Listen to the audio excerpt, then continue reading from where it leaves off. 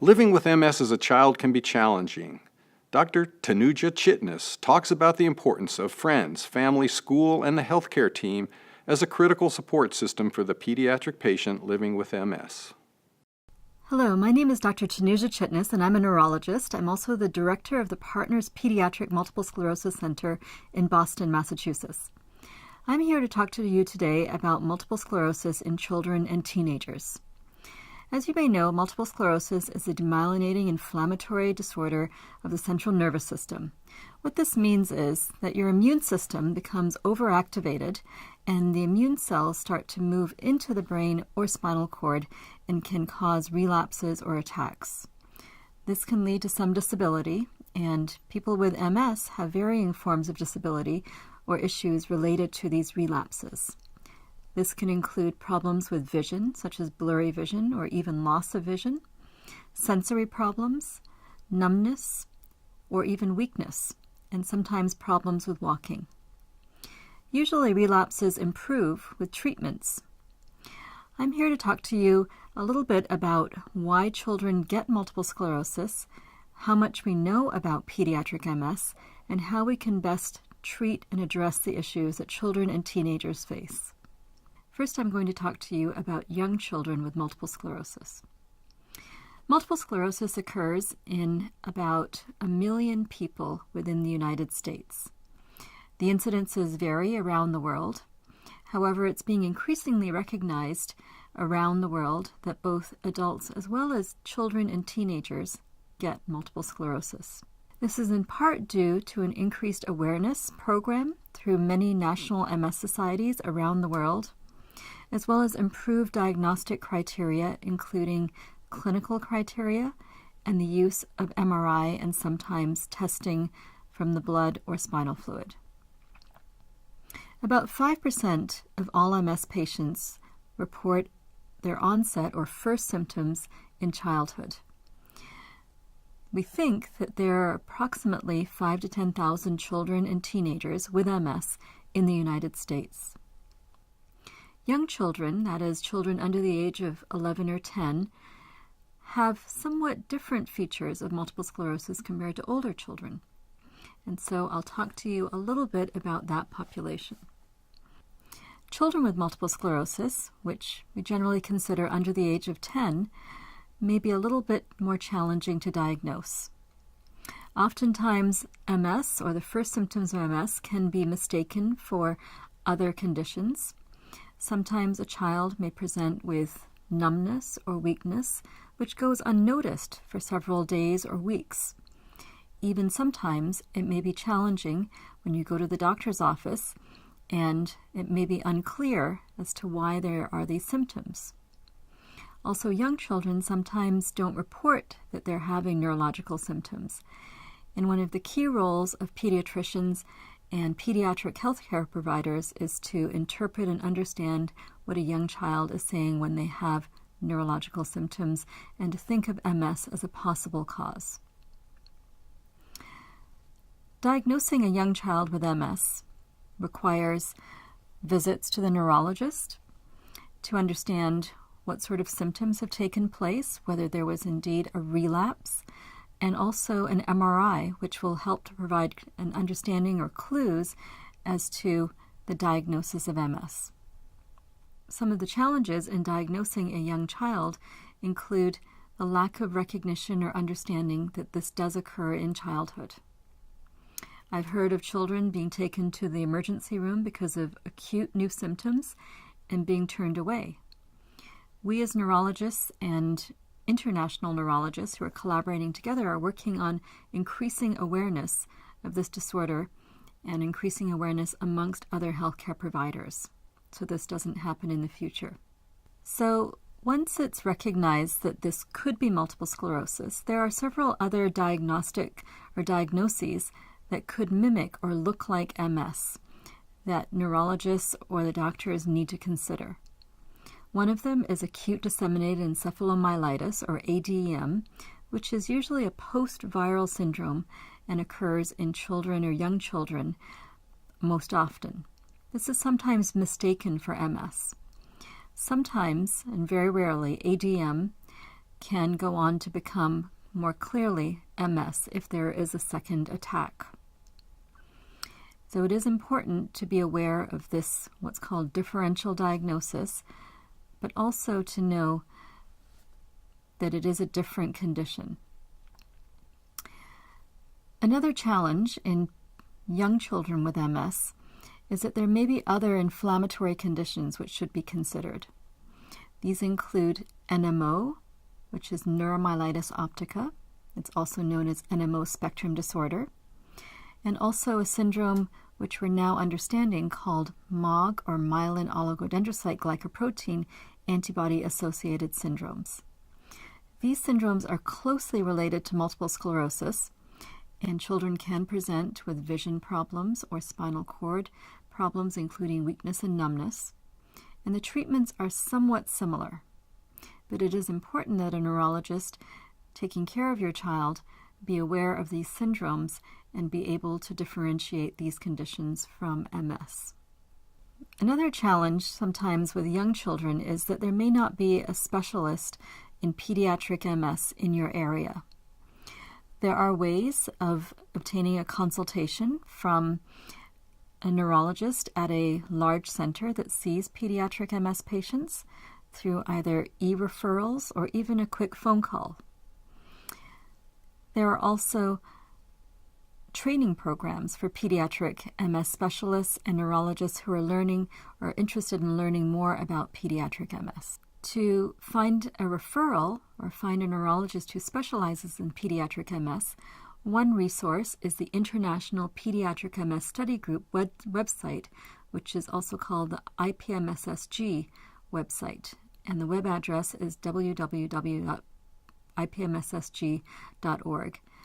In that website, there is an interactive map which shows around the world where pediatric MS specialists are located. We know that MS occurs as a combination of genetic and environmental risk factors. We think that approximately 30% of why MS occurs can be explained by genes or inherited pieces of DNA. These are handed down through generations, and oftentimes there may be a family history of multiple sclerosis. This is not always the case, however. Another large part of why MS occurs are environmental factors which affect the immune system, and these can include things like smoking exposure, as well as low levels of vitamin D and lower exposure to sunlight. There are also some viruses which seem to play an important role in causing MS, including the monovirus or mononucleosis. Combined together with a certain genetic background as well as environmental risk factors, this may explain in large part why MS occurs. Another question that families often ask is, why did this occur in childhood? We don't know the answer to this question yet, but it is in part because we're better recognizing MS in children. 20 years ago, the same child might have gotten underdiagnosed or undiagnosed or diagnosed with a different condition. But we are now better at diagnosing this condition, especially now that there are effective treatments. How do you treat a young child with MS? Once a diagnosis is established, it's important to talk to your neurologist about two types of treatments. One is called a disease-modifying treatment, and this treatment is designed to prevent relapses or attacks from occurring. These treatments don't necessarily improve what's happened in the past, sometimes they do, but their specific effects are in preventing relapses. Another class of medications is something called symptomatic medications, and if there are ongoing symptoms such as pain or fatigue, one might consider or talk to your neurologist about medicines specifically for those symptoms. There are several disease-modifying treatments which are now used in children with multiple sclerosis. Historically, there are over 15 medications for MS which are used in adults. Several of these are used in children now. A recent new breakthrough is the FDA approval of the first drug for pediatric multiple sclerosis called Gilenya or fingolimod. This treatment helps to prevent relapses in children and teenagers with MS, and it reduced the number of relapses by 82% compared to the current standard of care, which is quite impressive. This might be a treatment that's appropriate for your child. However, you should talk to your neurologist about the pros and cons of each individual treatment. Another group of treatments which has been used in pediatric multiple sclerosis are beta interferons. These are usually injectable medicines, and they have been available for several years, and they come in different forms. There are some which are intramuscular injections and others which are subcutaneous injections. You should talk to your doctor about the forms that maybe work best for your child if this is an appropriate medicine. A third class of medicine which has been used in pediatric MS is something called glatiramer acetate or Copaxone. And this again is an injection. It works differently than the other injections, but it's also been shown to be safe and fairly well tolerated in children. There are another group of medicines which we call infusions or second-line treatments. These are often used in more severe or breakthrough cases in which children are not tolerating or in which other medicines don't work. And these might include Tysabri or natalizumab, or something called rituximab or Rituxan. These are all infusion medicines and usually administered at an infusion unit. This usually requires being at a specialized center for pediatric MS with doctors who know how to use and monitor these treatments. There are in addition several ongoing clinical trials to test other medicines for pediatric MS. This is an important new advance, and we hope to learn more about how to best treat and as well as monitor safety outcomes in children in these clinical trials. It's best to talk to your neurologist about the right form of treatment for your child. There are side effects for each individual treatment, and that's important to consider. What are some of the day-to-day considerations if you have a child with multiple sclerosis? One of the first ones is, how do I tell him or her what this diagnosis is all about? There are now resources online as well as in print to explain to a child what multiple sclerosis is.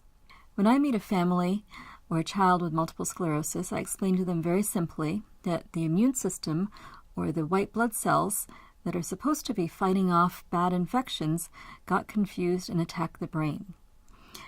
In this instance, there can be symptoms sometimes. I think this helps a child in understanding what's happening, and this may be a good way of starting the conversation, especially around the need for treatments. A second question that often arises is, what should I tell my family or school about MS? If your child is of school age, it's important to let the school know and be aware that he or she has MS and that there could be occasional symptoms or attacks.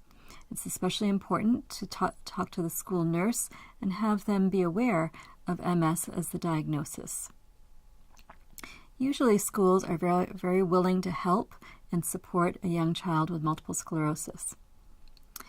There, in the United States, there are several documents which may help to support your child in school, and these include something called a 504 plan or an individualized education plan.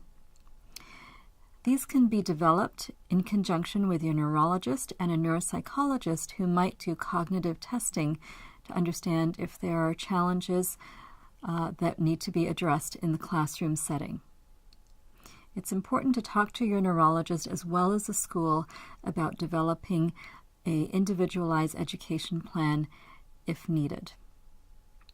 It's also important to make the school aware that there may be absences because of medical appointments or if there have been hospitalizations or away time for medical care.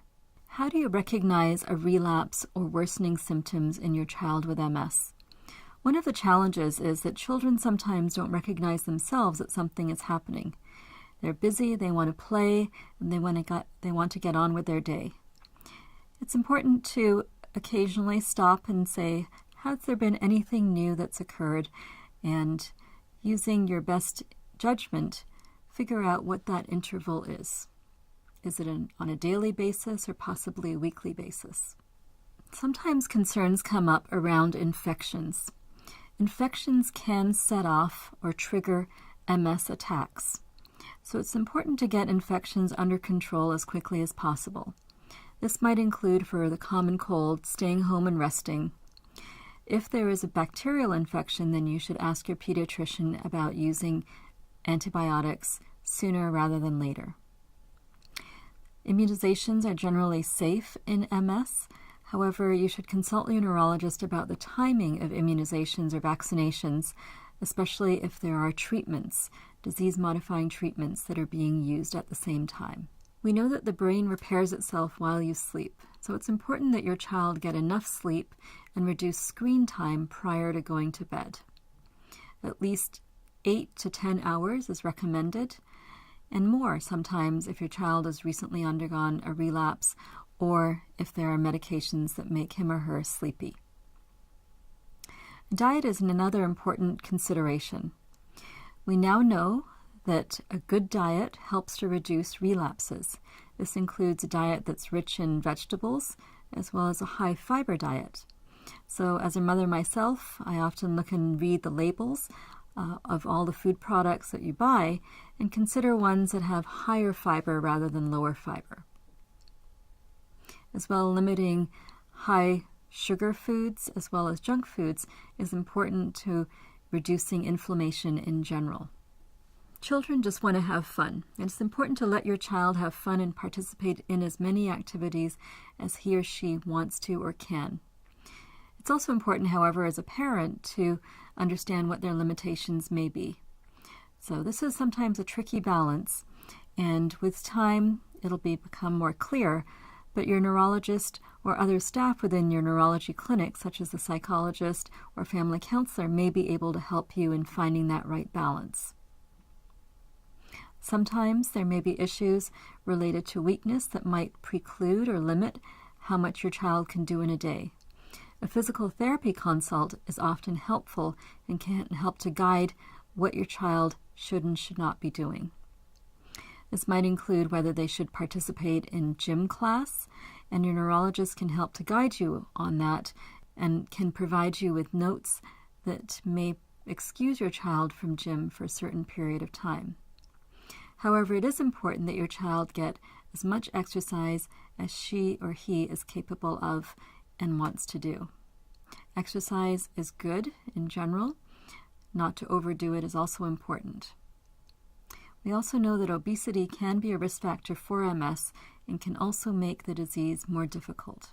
So it is important to try to maintain a normal weight and get enough exercise. Questions for the future. Sometimes parents will ask me, well, how long does my child need to be on medicine? I think the answer to that is currently we're not 100% certain. We do know that MS is most inflammatory and that the most number of relapses occur in children with MS. This seems somewhat unfair, but it's partly because the pediatric immune system is sometimes more active. So it is important to be on medications and preventing relapses during the childhood and teenage years, but towards later adulthood, one may not need to be on medicines. Scientists are working on cures for multiple sclerosis, and ideally in the future, hopefully in the near future, we will have a way of completely eradicating the disease. The second question that parents often ask is, will my child have a normal future? And I say emphatically yes. Your child will grow up healthy and strong and should pursue all of the things that he or she wants to do. We should encourage children to continue to pursue their dreams, both in school as well as outside of school. I've seen many patients grow up with multiple sclerosis and go on to do wonderful things, including college, graduate school, wonderful jobs, and having a family.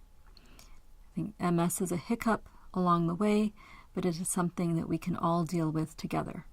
So what are some of the support services that are out there for pediatric MS families? The first is your doctor and neurologist. He or she can be a guide as well as a friend and help you through this difficult time. I often tell families that the first year after diagnosis is the most challenging. There are a lot of decisions to be made, and oftentimes there are treatments that need to be initiated. But after that, life seems to get back to normal, and finding the new normal is often important. The team within the clinic is also an important resource, and there are often nurses, family counselors, and also the neuropsychologist who helps with understanding cognitive function in school is an important resource. There are many MS societies in different parts of the United States as well as the rest of the world that are there and willing to help to support events as well as camps that children and teenagers can attend. This often brings families together and helps one another to understand how to deal with this somewhat challenging disease. It's important to remember that you have a team that's working with you and working for you.